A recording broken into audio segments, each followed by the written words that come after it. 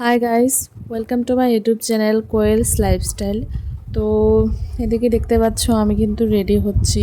তো আজকে একটা জায়গায় যাব যাব বলতে গেলে আমাদের পাড়ায় আজকে একটা নিমন্ত্রণ আছে, অন্নপ্রাশনের নিমন্ত্রণ।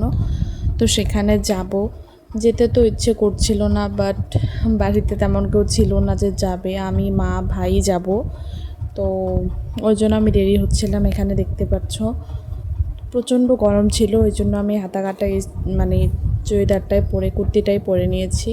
তো এদিকে দেখো আমি রেডি হচ্ছি, আমার সাথে সাথে আমার ভাই মা দুজনই রেডি হচ্ছে। তো এদিকে আমি প্রথমে একটা ময়শ্চারাইজার অ্যাপ্লাই করে নিলাম মুখে, তারপরে টিপ পরে নিলাম, তারপরে দেন লিপস্টিকটা পরছি, তারপরে একটু হালকা আইলাইনার দিব ভাবছিলাম। তো গরমে যেহেতু আইলাইনারটা থাকবেই না, দিয়ে কি হবে, তবু একটু দিচ্ছিলাম, মানে দেবো আর কি। তো দেখো লিপস্টিক পরা হয়ে গেলে এখানে মাকে বললাম, মা আমাকে একটু মালাটা পরিয়ে দাও। তো মা মালাটা পরিয়ে দিয়ে ওই ঘরে চলে গেল। তো যা বলছিলাম, দেখো আইলাইনার পরার ইচ্ছেটা তো ছিল না। তো ওইদিকে দেখো আমার ভাই একটু উৎপাত করছে আমার সাথে।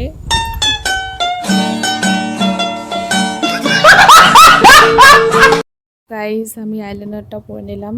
তো তারপরে দেখো আমার ভাইকে একটু আমি ডাকছিলাম আর একটু ভিডিওর সামনে।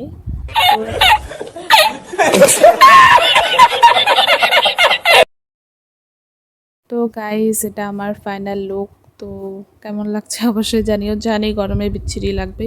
তো সেখানে গিয়ে সেরকম কিচ্ছু দেখাতে পারিনি গাইস। তো অন্নপ্রাশনে গিয়ে খেয়ে দিয়ে বাড়ি এসে পড়েছি। তো এবার ঘুমিয়ে পড়েছিলাম রাত। এদিকে কিন্তু গাইস আমি অনেক সকালেই উঠে পড়েছিলাম, বাট আমি কোনো ক্লিপ নিতে পারিনি।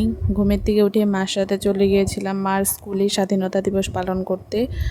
তো সেগুলো আমি আমি যে ব্লগ করছি আমার মনেই ছিল না, কোনো ক্লিপই নেওয়া হয়নি। তারপরে দেখো ঘুমের থেকে উঠে চা টা খেয়ে মাকে একটু পনিরগুলো কেটে দিলাম। তো মা পনির রান্না করবে। তো এদিকে কিছু কাপড়ও ছিল, ওগুলো ভাঁজ করে নিলাম, তারপরে ঘরটা মুছে নিয়েছি আর কি।